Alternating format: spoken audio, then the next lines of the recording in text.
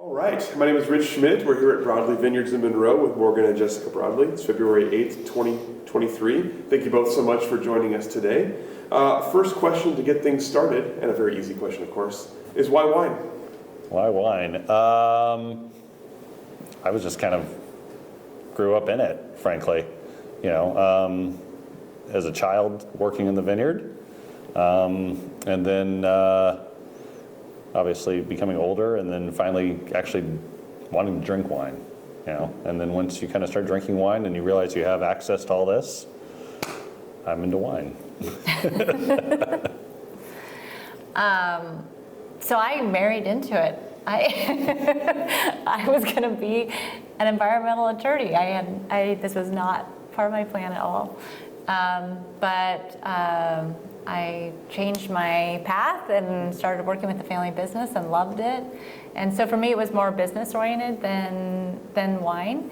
And I found a spot here in between having kids and raising kids, and it just we fell into it, and I fell in love with wine. I mean, my first really good, it was a Burgundy, was at his parents' house when we first met. It was an Angro, I'll never forget that, and I realized, wow, this can be really good.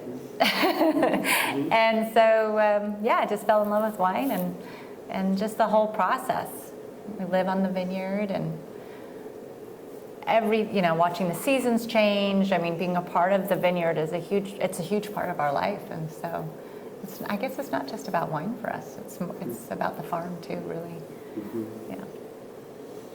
Lots of things I'm going to come back to on that in a second, but Morgan, I'm curious to talk. Obviously, we just spoke with your parents, and they talked about you growing up and happily doing chores in the vineyard, very happily. Tell me about that. Obviously, growing up in it, you're not really necessarily aware that it's new or unique or different than anybody else's life. Yeah. But what was it like for you, and at what point in the process did it become something you thought you might want to do? When my parents planted the vineyard, I spent the first few summers hand watering all the plants with the garden hose. They had several spigots, like spaced out every 50 feet or 25 yards or something. And I would stand out there all day in the heat and just water and water and water. And I got paid $2 an hour.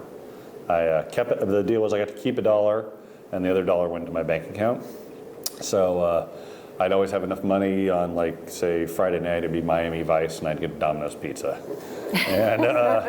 And though by the time I was 16, I bought my own car. I was going to say, he was only 11. We should clarify. I was 11 years old.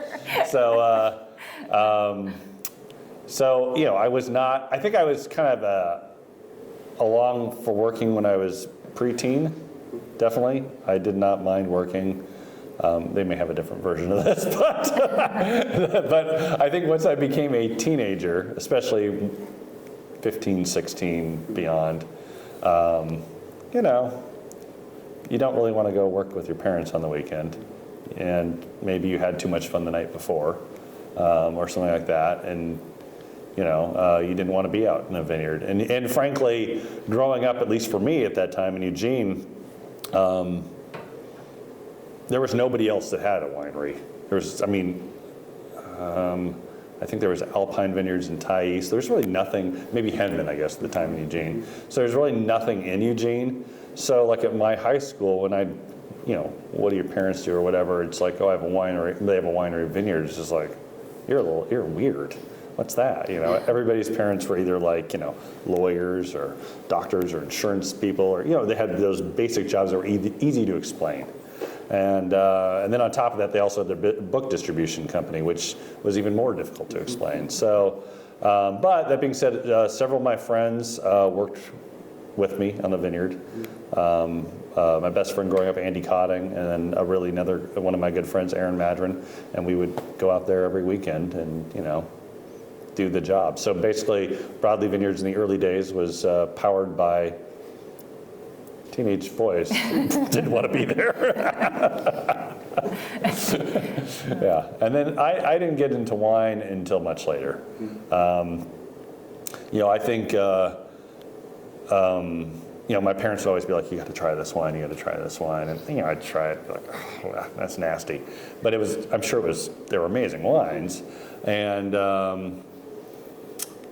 so for me, like I remember like buying my first bottle of wine was like your Kendall Jackson Chardonnay for a date, and thinking that was pretty damn good. And then, not really getting into wine until I was 24-ish.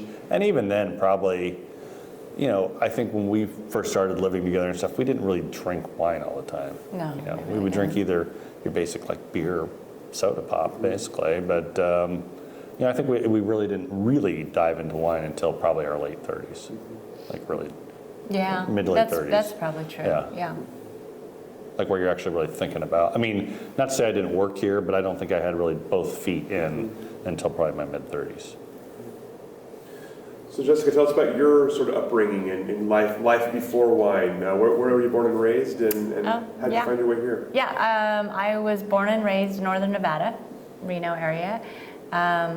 Spent most of my free time in Lake Tahoe. And I was an avid skier, ski racer. That was my whole life, really, was skiing and then being at the lake in the summer. I grew up with horses when I was younger.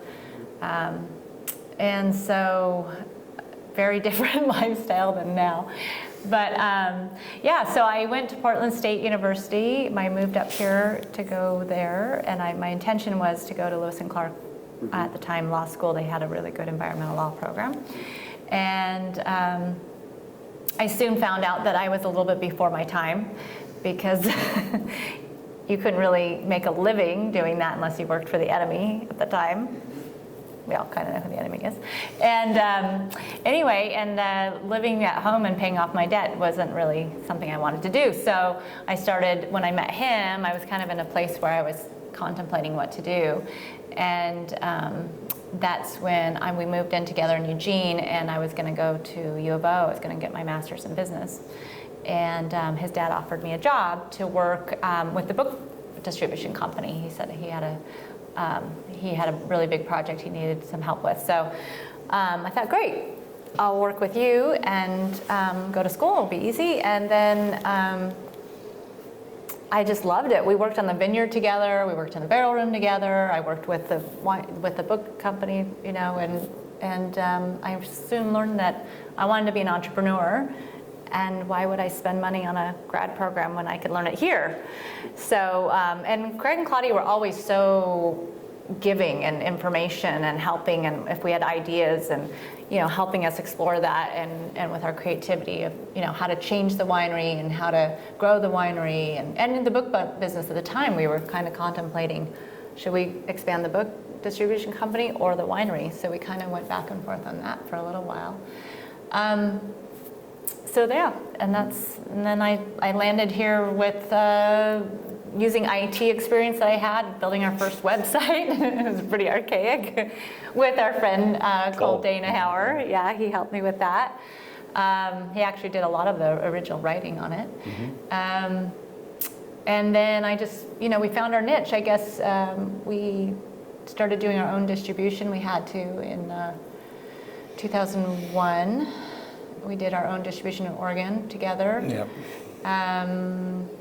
And we decided that, okay, we were going to definitely expand the business. We were going to get rid of the book company, distribution company, and expand the winery. And that's when we realized we couldn't really expand with our 33 acres. We needed to buy fruit or create relationships in the industry. And so we started.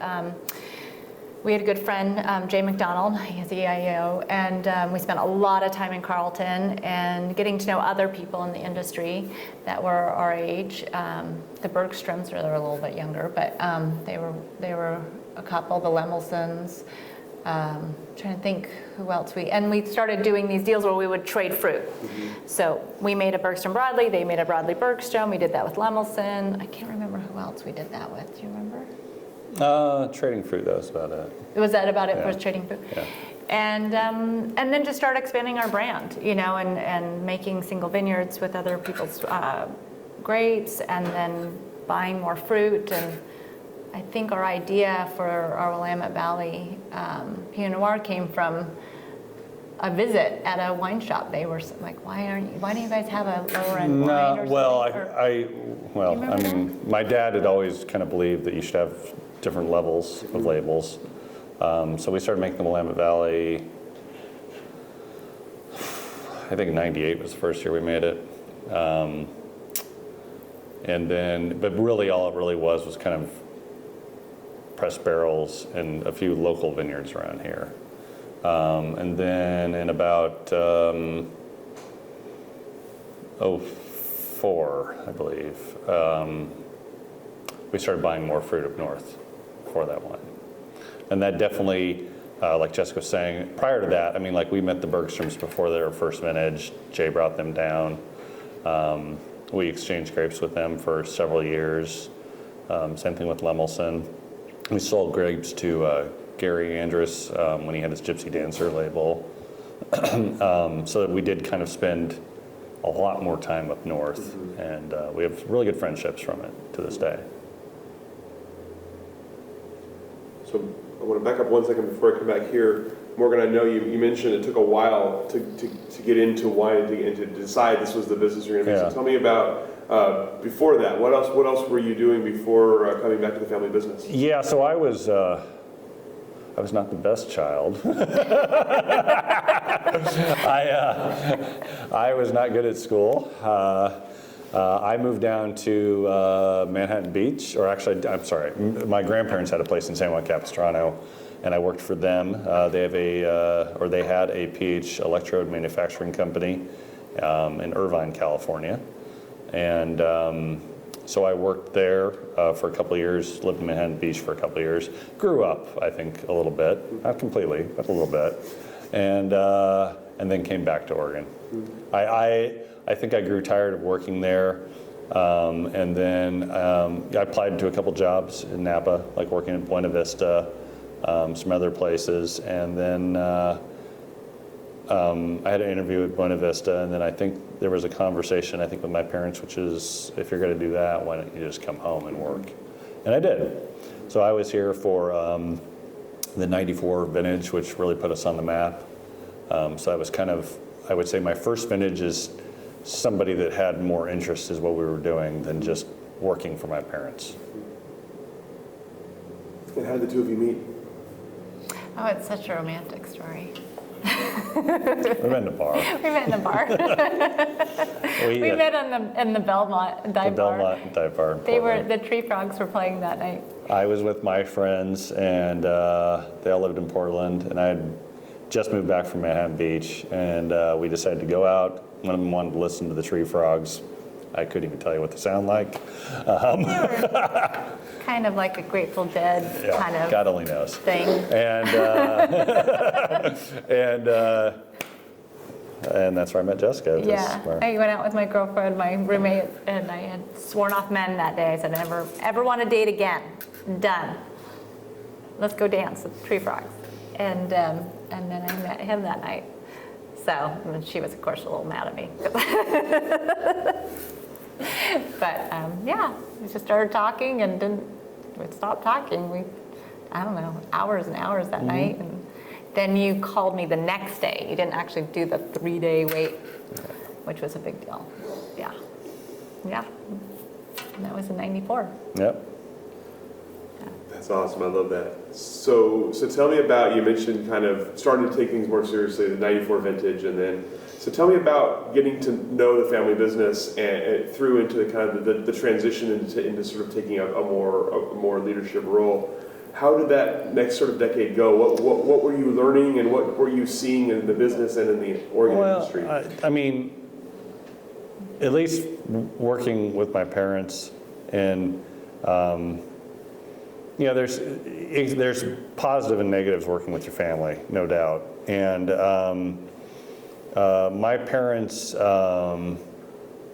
know, they're very giving in what they've allowed us to do in this business. Maybe sometimes to a fault, where I have like an idea and I'm like, I'm doing this, and my dad doesn't really say anything, and then afterwards he's like, you know, probably not the best idea. And I'm like, yeah, why didn't you say something? But they're both really good at kind of allowing these paths to go. But at the same time, especially, the thing with a family business is you're not just working here together, it's constant. Like, you go to a family dinner and you're having just a relaxing dinner, and it doesn't so much anymore, but it used to always segue to work. Or it could, I should say. It didn't always, but it could. And when things are good, it doesn't really happen that much, but when things are not good with business, you hear more about it. And maybe rightfully so. So, it's definitely a different dynamic. And there's not too many, second generation or third generation people in this industry. So, it's like I've had conversations with Jason Lett, and it's a similar thread. I mean, there definitely is and I think a father-son strain to somewhat that can be. But, I think my dad's really good at kind of giving freedom. He does love to put his 2 cents in about things, which is totally fine. And but it's definitely, there's positives, more positive than negative in my opinion. I mean, I think we're lucky to have the dynamic we have. It's like I go over to my parents' house every day, even to this day, and have coffee in the morning. Yeah, we all live on the Vineyard. And just bullshit for an hour. We live next door. And maybe some of it is work, maybe sometimes there's no work, and we just talk about things on the news or sports or whatever. So, and that's, I think, that's really nice. I enjoy that part of it quite a bit. I feel very lucky to have that. And Jessica, you mentioned kind of sort of falling into a business you weren't expecting to fall into. Tell me about, from your perspective, starting to understand wine and the wine business and the wine industry, and what you found sort of interesting or engaging about it. Well, several things. I think the creative side is really interesting to me. Morgan's definitely, and his dad was definitely more of a winemaker that was more of on the artistic side, or more of like really how I feel about this vintage, if you will, putting more your personality into the vintage rather than having, a script or a little more chemistry to it. Which I always found really interesting and really cool, really cool that that's how they were able to express themselves. And then in the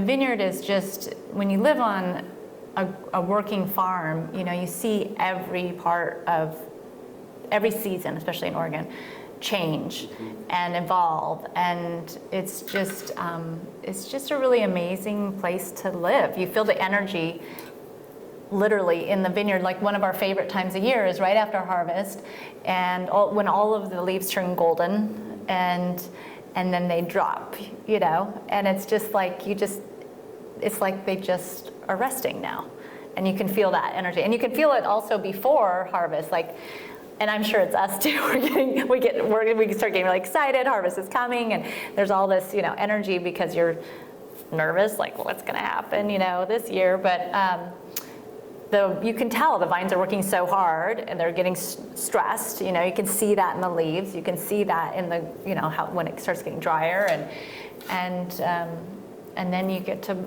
pull the fruit in, and then they relax, and so. I love that. I love being part. I think if we didn't live on the vineyard and didn't have our own vineyard, I think it would be a really different experience for me. Yeah, I mean, living on the vineyard for me is it can be nice. It can also be like sitting there drinking my coffee and looking out the window like, that shit needs to get done. It needs to get done now, and it's not getting done. Or like in 2007 when it was harvest and it was raining every damn day. And just laying in bed at night, just like, oh my God, it's raining again, and it's pouring outside. And so I do love living on the vineyard. It's great. And then I can't imagine having to live in a neighborhood, frankly, at this point. It's it's your work. You're surrounded by your work 24/7, basically, which could be worse.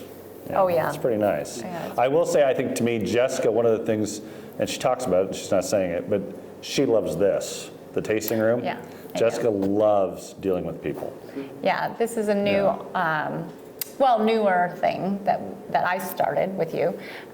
So for years, we really focused on distribution, and then we had a mailing list, and we were open by appointment, which was pretty rare. We'd actually take an appointment. And then we had our 2 big open houses in the fall and the spring every year. And we were raising kids on the weekend. So, back to horses. My kids did horses, and we did soccer, and we did swimming. We did it like everybody does. And so the idea of being open on the weekends just wasn't something I wasn't willing to give that up with time with my kids. So when the opportunity came up, when the kids really didn't care if I was around, they're old enough, just about out the door. Actually, what happened was we were starting to talk about being open more because the brewery down the street was open.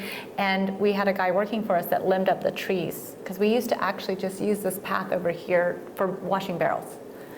And it was so beautiful. Something like you just take it for granted. We're on the river and we didn't really even, notice it.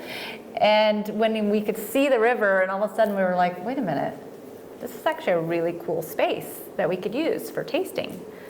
And I think it was you that came up with that idea, actually. Yeah, I think I was actually a little reluctant. It's always been there. We never utilized it. So we just bought a few tables, like 3, and just threw them outside. Yeah, he was like, let's be open on the weekend. And then we opened the garage door and just had one of these tables and just kind of stood there. And when you're not open ever, like I think my parents used to be open on the weekends, and I could be wrong, but I think it was about 93 was the last year we were open.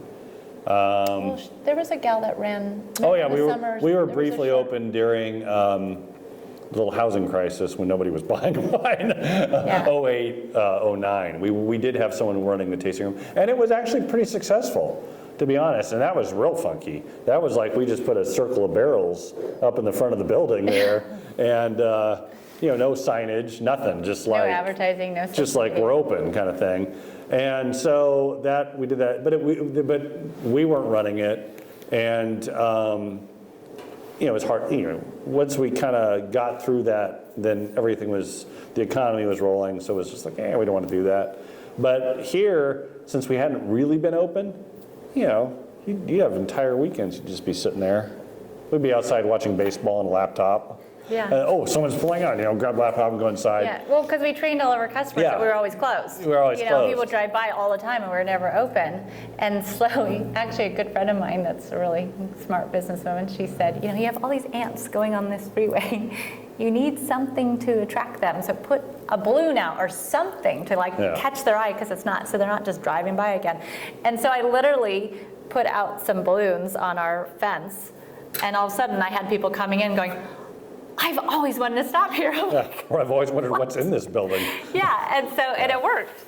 And so, so we went from 3 tables to, 5 tables outside, and more. Every year I bought a couple more umbrellas. Oh, we're super busy here. And then now the patio it's really rocking. And so we put up the fencing, and then we built this. Well, this was part of the barrel room. This was during COVID. Yeah, and so we were just open in the summer, so we just finished our 4th summer, and these windows are original part of the building, but they were boarded up because this was part of the barrel room.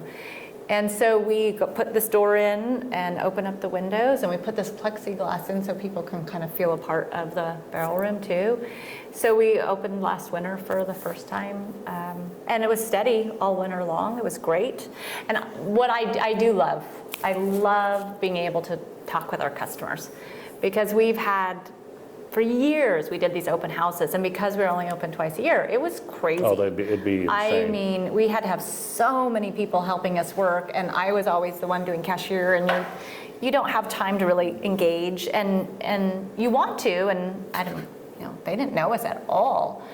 And so I love being able to just have some time and talk to them and hear, they tell you, obviously they're your customers, how much they love your wine and or what I just had this bottle. Or what's going on in their lives. Yeah, we get to know them. It's almost like that bar kind of relationship. It is. Yeah.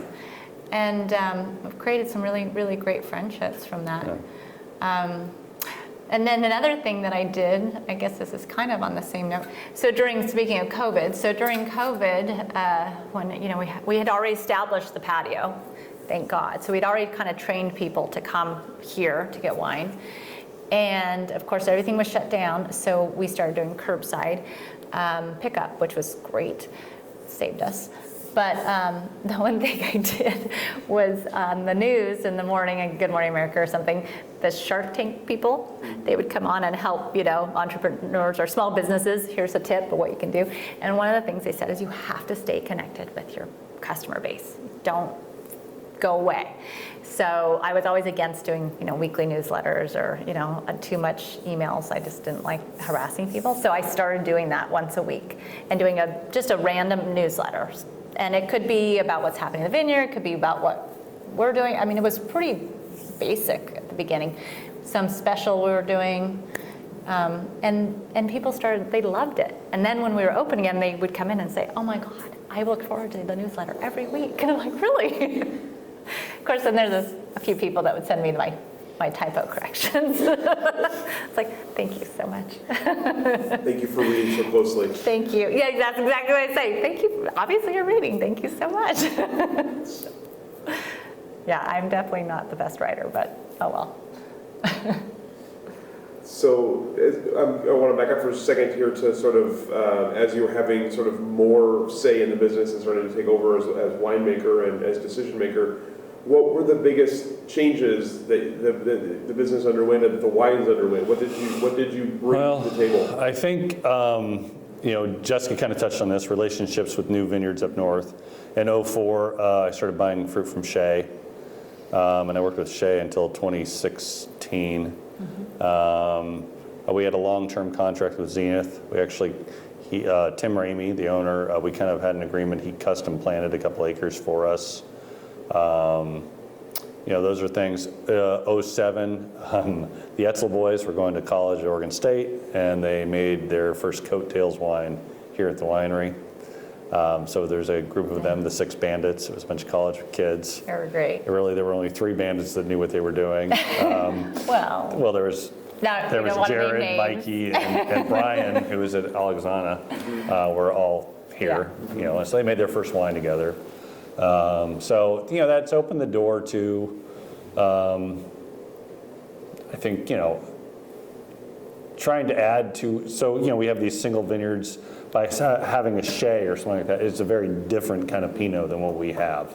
So it's just kind of opening a broader selection of wines, frankly, for people to choose from. So that worked out really well, frankly. All those have done real well.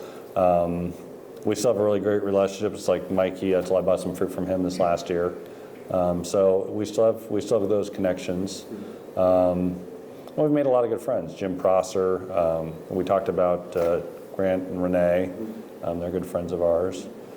So definitely that is I think, my parents, first of all, they had a full-time job, and then this was their second job. So they didn't have necessarily that extra time to branch out right. and frankly network with other people. That being said, we haven't done that as much either these days, to be honest. Yeah, we did that when the kids, before kids. And we rarely go up to the northern part of the valley. Yeah. It's just, I guess when I have my own free time, the last thing I want to do is go see other wineries. But I like to go, because then I want to see what people are doing. Well, sure. But, it's like, I don't know. To me, I'd rather see people I like at this point than kind of snoop around at absolutely. other people's wineries. Yeah, absolutely. What about learning to make wine? What was that process like for you? So for me, one of the funny things I've actually never met her, but I'm of course Facebook friends with her, is Morgan Clendenin, Jim Clendenin's daughter, and she dubbed herself a homemade winemaker. And I would homeschool winemaker. I definitely fall in that category. I do not have any chemistry background. know how to use a lot of machines that people would know how to use because I haven't had access to them before. I've never worked anywhere else but here as far as making wine, and that definitely is a detriment in a lot of ways. I think at this point it's kind of like, for me, I know a style that I like in the wines I make, and I know how to, hopefully, well, I should say this, I hopefully know how to get to that style. Sometimes there's misses, no doubt. I'm not going to say every wine I make, I'm like, wow, that's amazing. But I feel like more often than not, I'm pretty happy with the results that I have. It's like we've been kind of fumbling around with Chardonnay the last couple of years down here. But I want to say, like my friend Jay McDonald, he really kind of steered me into a style of making Chardonnay. And I'm rolling out the first one, and I feel like it's the best Chardonnay I've made. Maybe the best one we've made at Broadley Vineyards. So, because we're so small, when we make wine, we have to pretty much use all the wine. Yeah. There's not a lot of wiggle room here, and it's what keeps the lights on, so we have to make it work. Yeah, but Morgan's very humble because you're really good at rolling with the punches at harvest. Things change on a dime. I mean, 2020 is a year, 7 well, is a year. But part of that is just doing it for so long that when something goes sideways, chances are, except for 2020, I've never seen that, and I hope to not see that again, but I've seen it before. There's almost nothing I haven't seen, basically, at this point. So, for a newer person from winery or someone from California that's recently just come up here, yeah, for them it's puts them on their heels maybe, and they're a little more panicked. But they figure it out too eventually, as we all do. But and yeah. I think because we're kind of remote compared to a lot of the wineries in the state, that we don't get caught up in people getting put back on their heels. I don't know a better way to say that, but sometimes there's a panic that happens, and we can kind of see it from a distance, but we're not a part of that. So we still just kind of stay our course and do our thing. And we have had harvests. I remember clearly in '96, we had like pre-internet. We had a weather service that would fax you what was going to happen in the weather, and the grapes were not ready to pick, and we got the biggest storm of the world's coming routine, and so we did panic. And we picked some of the grapes, and frankly, the 96s were not great. They were pretty green immediately upon release, and I think that actually was definitely a launching to the, like Jessica's saying, non-panicking, hopefully, and trying to keep a cool, level head at harvest. And that's hard. Harvest is a lot of energy, and everyone's excited. I'm excited, my mom's excited, my dad's excited, Jessica's excited. Everybody is pumped to do it. And but you're trying to keep kind of, at least myself, I'm trying to keep kind of and everyone's tired, right? Everyone starts out harvest, and by the end of it, at least, I always feel like once the grapes are in the building, it's like a huge weight off. But during that period of bringing in at least our own vineyard, it's very stressful and everyone's tired, so everybody can get a little snippy at the end of the day or whatever, if certain things aren't working right. But I think to me it's just what I see in this industry, and I think it's been like this for a while, which is if a winery has success, then everybody starts chasing that direction. I try not to do that. I try my best not to do that. I can appreciate those wines, no doubt, but I feel like this is what I'm doing, and I try to stay in my lane, basically.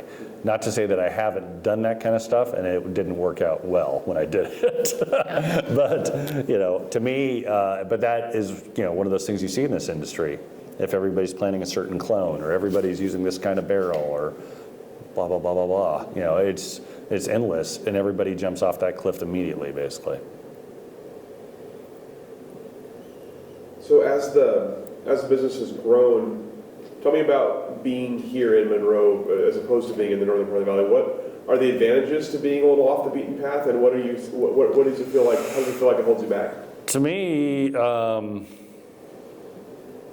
the advantages are kind of like I said. You're a little more focused is what you're doing as far as winemaking.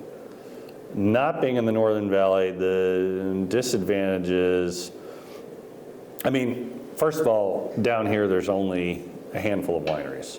So when we're open or doing open house, you know, the reality is, I remember Tony Reinders was kind of going, hey, how do you guys do it, blah, blah, blah. And I was like, hey, we've got Eugene, Corvallis, and throw in Springfield and Salem, got almost 500,000 people at this end of the valley, and there's not a lot of competition. So that's great. Up north, I don't know what there is these days, 600 wineries or something. And yeah, you have Portland there, but there's still there's so many people up there, and good wines. I mean, that's the other thing. It's not like when my parents started this business and the wines were kind of all over the place. For the most part, the quality of wine in the industry is pretty high. Yeah. So I'm real comfortable with that. I think part of the problem has been probably a frustration of ours in the past is, you know, getting, you know, like the Wine Spectator. When he comes to town, let me tell you, he doesn't come south of the Ola Hills. Yeah. And they made it real clear with an issue where they went, here's the end of the wine industry. It's Amity, basically. It's like, really? Okay.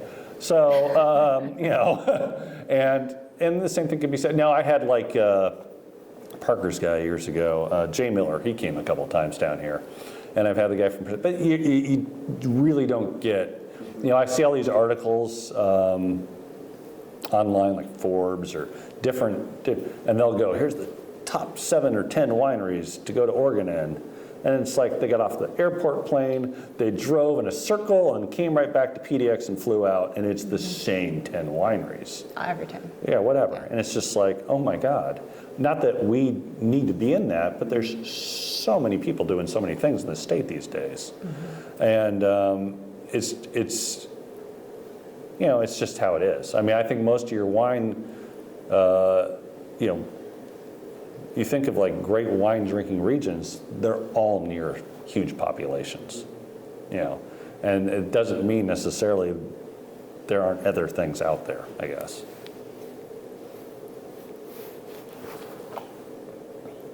So on that note, I'm curious about how you've seen this area grow up, specifically the outside of the AVAs, I guess, Willamette Valley. How has this area been? Has it changed? And what are kind of the I guess sort of the milestone moments in this area in the past? It's grown very slowly. It has grown very slowly. Like, so slowly. You know, I think Benton Lane being when they first came in, that's a big deal. And now they've been purchased. We're not sure what's going on there necessarily with ownership. That could be huge. I mean, it really could be. They have some good plans. They have a great site. They have beautiful property around them. There's a lot there. You know, other than that, the reality is this area we're in, I mean, there's a lot of great property. It's just, you know, I think people, when they come up here or they're new to the industry, they want to get into the industry, they go to North Valley, which I don't blame them, because that's where the industry really is. But around in this area, there's amazing vineyard property all over the place. But again, kind of like what I'm talking about, you'd have to be willing to forego kind of being in that pocket up there. So most of the wineries are very small down here, very underfinanced. They're making really good wine for the most part. Yeah, there's definitely better and better wine. But you know, there's a handful of wineries that I think could go toe to toe with anybody up north for the most part down here. But there are a lot of wineries that just, you know, they're struggling to keep the lights on. You know, it's hard. This business, like my dad and I always talk about it, it's hard to get ahead in this business. You know, when you don't start out with much, it's creeping up all the way to just stay up out of it. So it's a hard business for that. The town, though, itself has changed. The town is changing Is going a lot. under a Yeah. major change and has been for the last few years, and it will continue to. There's no doubt when this brewery opened, that was a big deal. That's a $3 million facility down the street. Those people own Whole Oaks Lumber. They have a lot of money. They also own a winery. It's a micro winery, but they're planning to shoot a bunch of money into that winery. So they're on their own are trying to single-handedly really change this town. Well, and there's been a planning committee, and there's going to be zoning changes. We already know some people that bought a really big commercial building that's going to be changed eventually to, residential upstairs and downstairs retail. There's plans to develop along the river. They're taking out this dam, and there's going to be a footbridge and paths on the other side.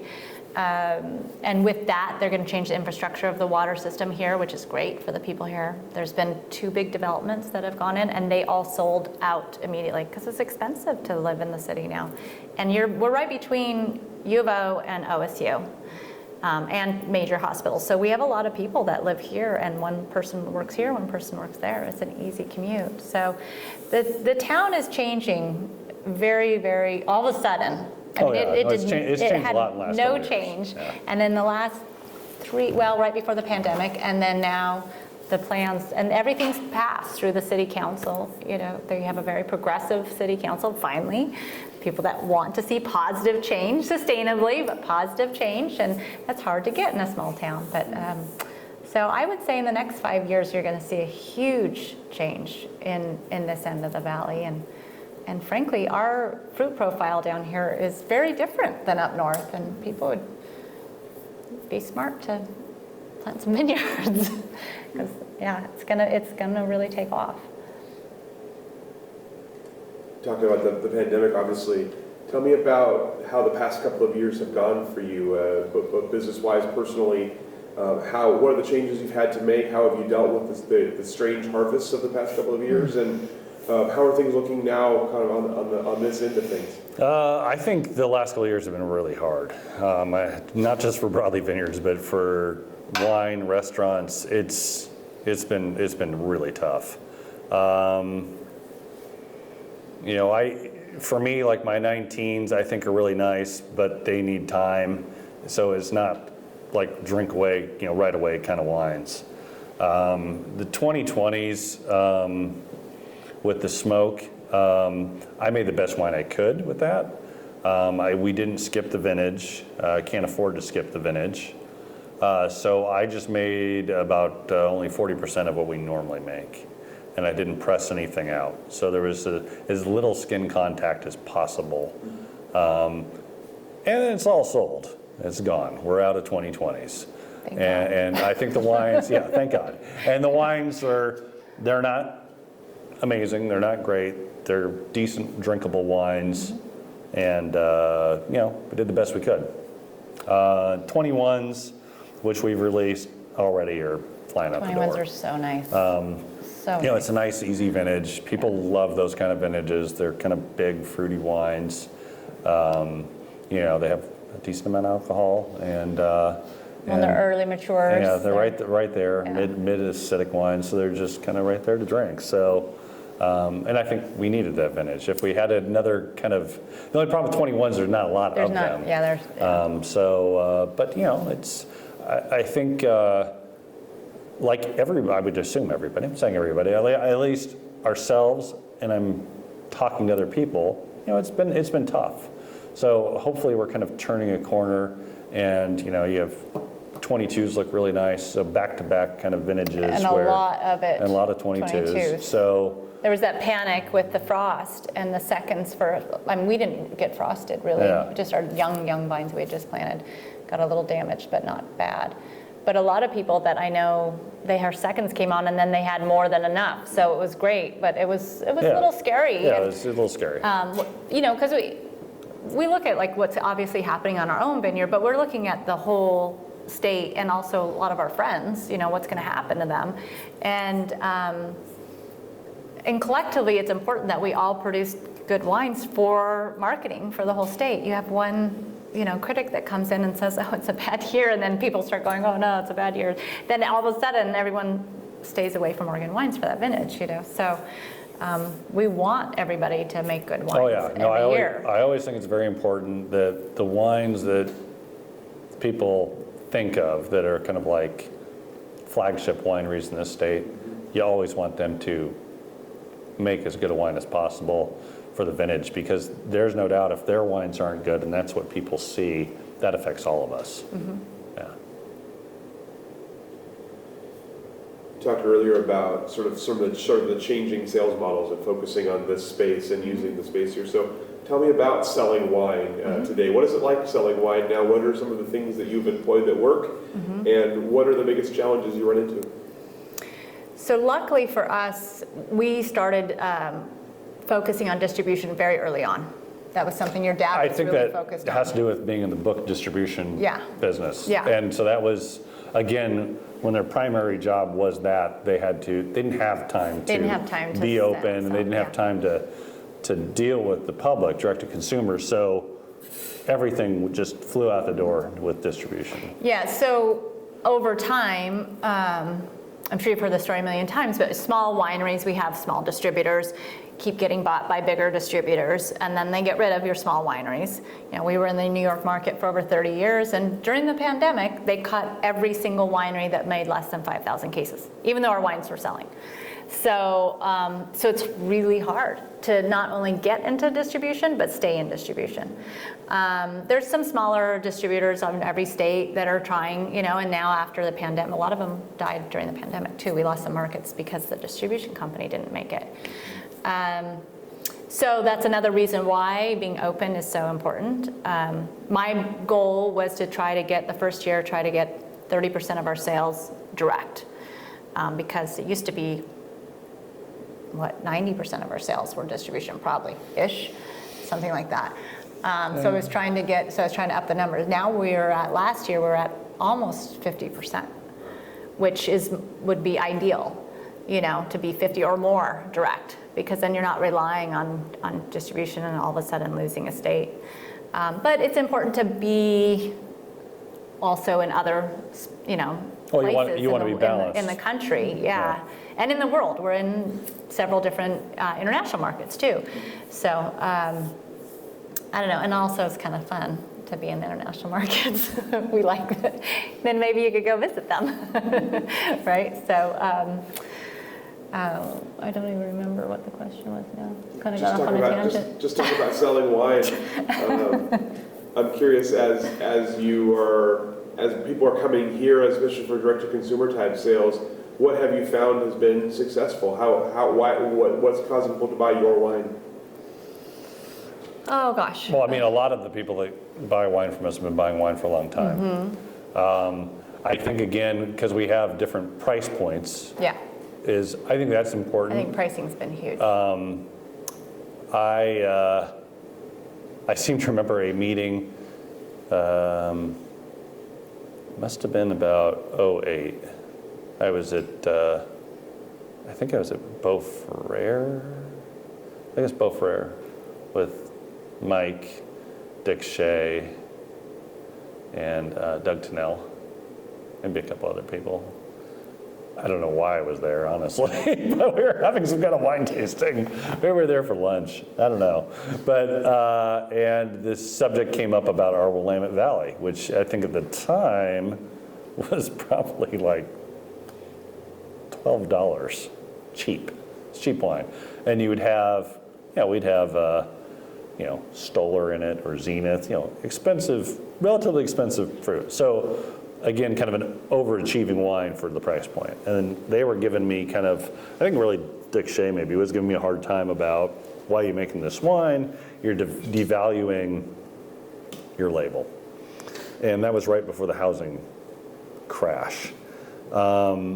But I think it's important to have all these price points. One, if there is an economic strain, those wines always sell.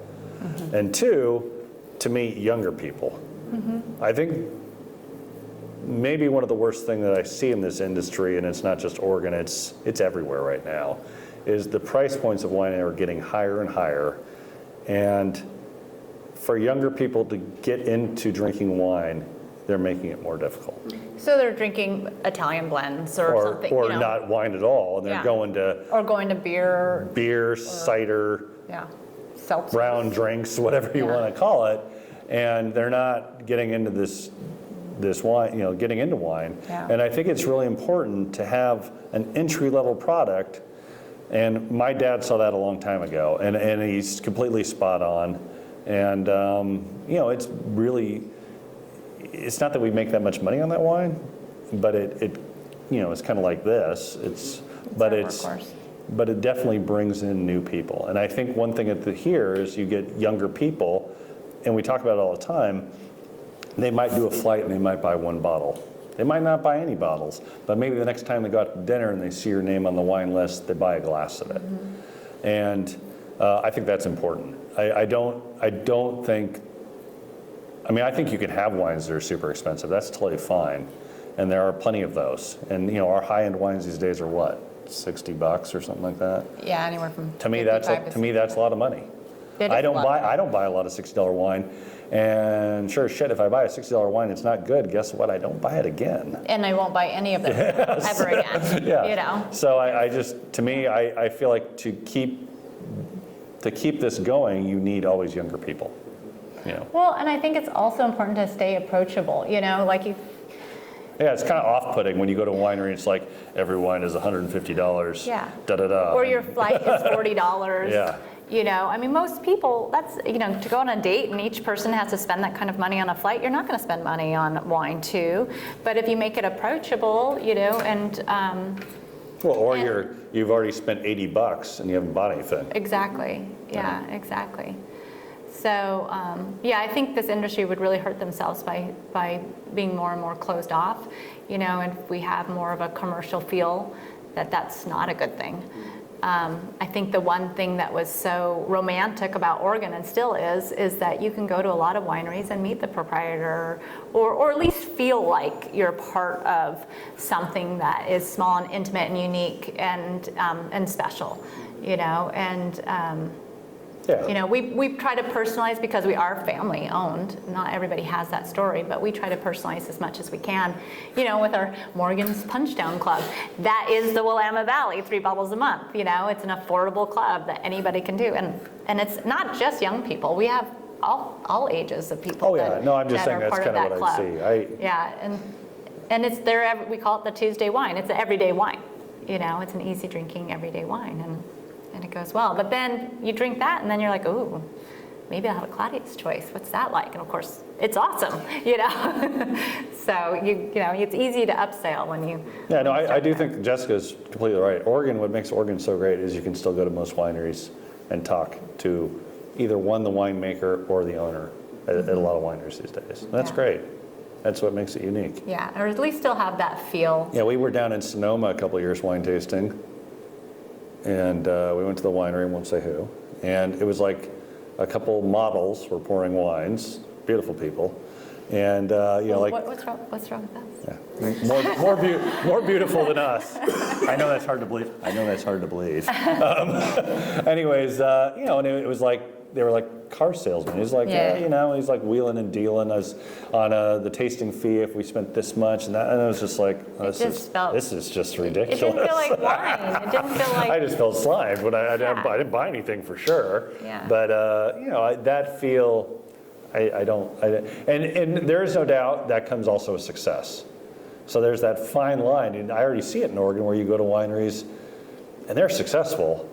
And let me tell you, the owners of winemaker, they're not there because they're successful. And that is a sign of success. Yeah. But I think it's a real kind of wobbly line. You're kind of, I hope that we're successful enough that I'm not here all the time, but maybe it's the kind of thing where we come in occasionally and you poke in and you socialize with people, but maybe we're not hanging out here all day long. Yeah. Yeah. Okay, so you've talked a bit about this already, but I'm curious, in kind of a macro perspective, changes you've seen in Oregon wine industry since you've been sort of a part of it or aware of it. Yeah. Obviously, a lot has changed. Mm-hmm. What are the biggest changes, and what are the things that still are kind of the same to you? How does it still feel like it used to you? Well, again, I think, there's a lot of little wineries like us still, and they're very successful to make really good wine. And some of these people are our friends, and they're kind of in the same little boat we are, frankly. So I think that is something that is constant. And obviously you have really within about, the last 7 years, people from out of state, people from out of the country coming into Oregon and buying existing wineries. That's all new, obviously. And I'm not opposed to that at all. I mean, to me, first of all, I think it gives Oregon some legitimacy, that word. Yeah. It puts it, internationally. When Bollinger comes in and buys a winery, that's a big deal. Yeah. And buys not just a winery, buys Ponzi, for God's sakes, or what's happened to Beaufrere. Yeah. So, those are, I think, good for the industry. And I get it. The reality is, there's all these people, you should never sell, but you're not in their shoes, and you don't know what they're thinking, and they've been doing it for a long time or not doing it for a long time. You don't know where it is. So it's easy, I think, to kind of, be a Monday morning quarterback and kind of go, hey, I wouldn't do that. It's like, come on, really? You don't know that. Yeah. You don't know. Because you work hard. It's like like anybody, at some point you want to retire and have something to leave to your children, and there's nothing wrong with that. And things aren't, because things aren't necessarily forever in any business.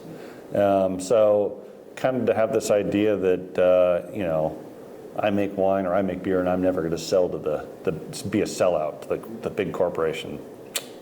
I don't know. You just never know. And I'm not saying we're going to do that, but we have no offers right now. But if you have a debit card in your wallet, we do take that. But yeah, exactly. I mean, it's just I think that's the one thing that's changing in this industry, and that's going to continue. Yeah. I mean, to me, I look at Oregon. Oregon's got a lot of water. You can plant grapes up here, not worry about certain things that you have to worry in other areas. If you're from France, you can come here and you can do whatever the heck you want without the government kind of going, what are you doing, what are you doing? So there's a lot of freedom here, and it's relatively inexpensive. I mean, it feels like it's expensive here to you and I, but to people from other areas in the world, it's cheap. Yeah. So I see that as, this is just the beginning, frankly. What else do you see as you look ahead for Oregon wine? What else is coming? Well, I don't have a crystal ball, so I'm not sure. Well, climate change is going to be changing what people are going to be planting, where they're going to be planting. Hopefully not irrigating if they can help it. There's going to be some changes in how certain people farm. We dry farm, so that's not a thing for us, but it's, the southern facing vineyard may not be always, we're northeast and we have a small portion that's southern, but that might be more and more common. I think you're just going to see more things. You're going to see things like, maybe things like Grenache or Grenache Blanc, things like that. Things that you might see in other areas will creep into the wine. I think they already are creeping into the wine. I think, and one thing that we've done with our lineup too is try to diversify. So we've got away from buying fruit from vineyards that have wineries. It's something that, there's so many wineries, it's like, why were we competing with ourselves? So we also have started buying other varieties. We did a Pinot Gris, a skin contact Pinot Gris. That's hugely popular. People love that, especially in the summer. It's delicious. A Gamay Noir, that's kind of the new hot grape right now, but it's really, really, really fun to make and drink. So we're just trying to expand, and of course we're doing more Chardonnay, and I think you're finally happy with your Chardonnay now. So we'll continue down that road, but something other than just Pinot Noir in our lineup. That was, I think, something that we never really got to expand on before, and it could be problematic if we were doing like a winemaker's dinner, or it's like, we have Pinot and Pinot and Pinot. But now, having a little bit more variety, and if there's other varieties to work with, you might be. You've done some Rhone blends. Yeah. You bought fruit from the Umpqua, and So that kind of answers my next question, which is maybe about for your future here for Broadley. So anything else on the horizon for Broadley? Is anything you're looking forward to, or milestones you're looking for, or projects on the horizon? Honestly, as of now, I mean, we have some newly planted Chardonnay and Gamay Noir on our property. But no. Trying not to spend any money right now. We're trying to recoup. This is the dangerous part of this industry, and I'm going to just speak from us, but in the wintertime, as you're sitting around or you drink all these different wines, you're like, yeah, I can make that. I could make that. Yeah. Or, you know, it'd be cool, let's get one of those things. Or, you know. Yeah, I have to rein them in a little That bit. is how that is how bad decisions necessarily, and maybe you spend a lot of money. Yeah. You know, in the process. So, no, to answer your question. Well, I'm hoping to say after the pandemic. I think we're after the pandemic. And I think we're good. We're trying honestly. we're trying to just build back up a bit and breathe a little easier. The last 3 years have been hard. Yeah. If someone were to ask you for advice or words of wisdom on getting into the Oregon wine industry, what would you tell them? I would say, and this is kind of really contradictory after what I said about living on a vineyard, but I would say buy fruit, don't plant a vineyard. It's just so much more work. But gosh, I don't know. Put your winery in a location that people drive by it. So they don't have to go up in the woods. I don't know what I would tell somebody.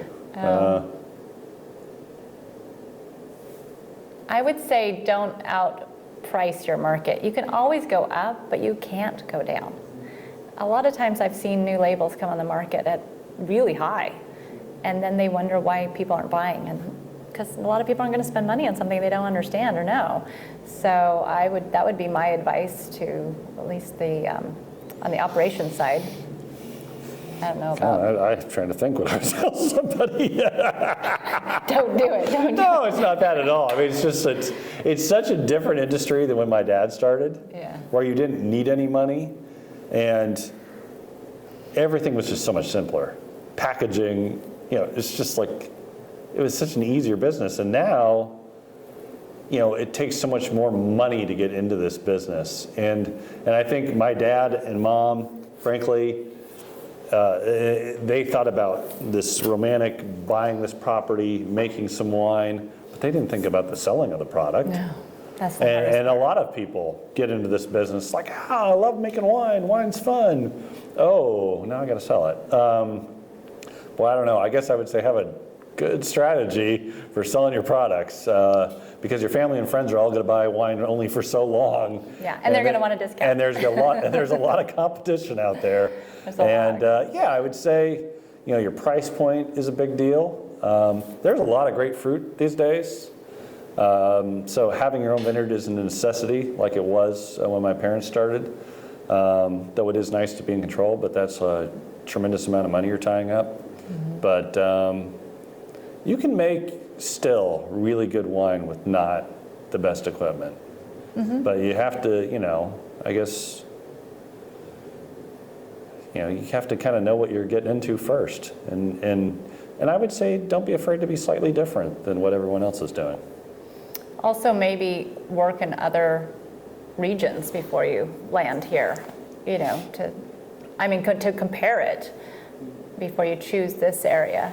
You know, I think that's one thing. When our kids were, one of our daughters was thinking about getting in the wine industry, we were like, okay, well, you were going to do harvest somewhere else, you know, maybe several places if possible, just because that's just such a wealth of knowledge to bring in. I mean, just tiny little tricks. People have been making wine for hundreds of years, and you know, we haven't been making wine very long in Oregon, so there's a lot to learn, to know, a lot of knowledge. I mean, what I do really like about the industry these days is there are a lot, I'm going to call it younger, but I don't think they're that much younger than me, but there are a lot of younger people in this industry that are starting their labels, and they're not just Pinot. They've got different outlets, And I would say probably, I mean, part of the reason, Jessica kind of hit on it, which is sure for marketing winemaker, but partly the other reason we make all these other wines these days is to sell different kinds of products. Because, you go to a store, there's only so much shelf space. You go to a restaurant, there's only so much room on the list, and there's only so much Pinot people can take. So I do think there's a lot of younger people that are coming into this industry that have more avenues than people did in the past, and they're using them, and that's great. Yeah. Last question is sort of about family. Obviously, the two of you married and in business together. Obviously, tell me about how you make that work, and about how you sort of brought the next generation into the wine game, if at all. Don't say it. She does what she's told. Yeah, I do. It's just so not true. No, actually, I think it's pretty good because, in at least my opinion, I kind of do my thing. Yeah. And she does her own kind of things. Yeah. And we do kind of cross over. Yeah. And, we ask for help with each other, ideas, and. Yeah, we talk to each other about different things and bounce each other off, and it doesn't mean we necessarily take each other's ideas, No. but sometimes. And sometimes if I don't want his opinion, I just do what I want to do, and he just goes, oh, that's interesting. Yeah, I mean, it's like whether it's talking to Jessica or talking to my mom and dad, I'll kind of go, here's what I'm thinking, and they can tell me those things, and I'll either take it. I mean, I value their opinions for sure. And it's the same thing with talking to Grant Coulter or Jim Prosser and kicking things around with them. And, I kind of like, oh, that makes sense, or, whatever. But, I think to show where we work now at this point in our time in our lives, it used to be we'd come home and not really talk about work, and now we sit at the table and talk about work.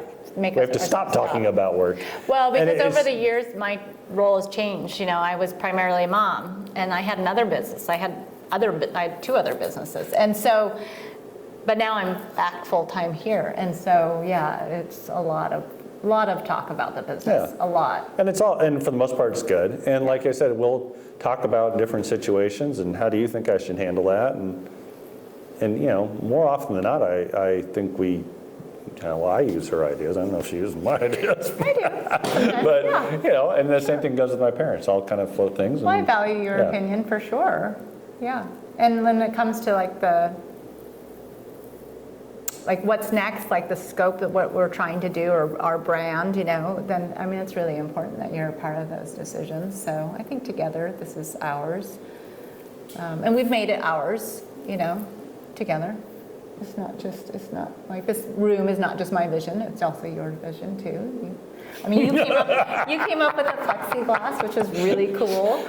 You came up with the idea of having the patio, which is amazing. So. I came up with the glass. You had some input for sure on that, but and on the tasting menu, we talk about all those things. Yeah, we do.